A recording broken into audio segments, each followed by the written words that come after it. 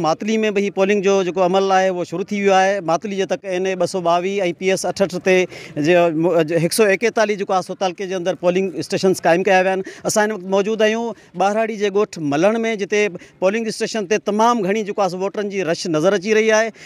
बनस्बत शहर में एतिरो टर्नआउट न रहियो आहे जेतिरो ॿारहाड़ी जे हिननि इलाइक़नि में रहियो आहे। ऐं मुख़्तलिफ़ पार्टियुनि जा पीपल्स पार्टी GDA ऐं ॿियनि जमायतुनि जा जेके उम्मीदवार आहिनि, उन्हनि जा जेके सपोर्टर आहिनि, वॾी तइदाद में पोलिंग स्टेशन ते उन्हनि जो पहुचण वारो मरहलो शुरू थी वियो आहे।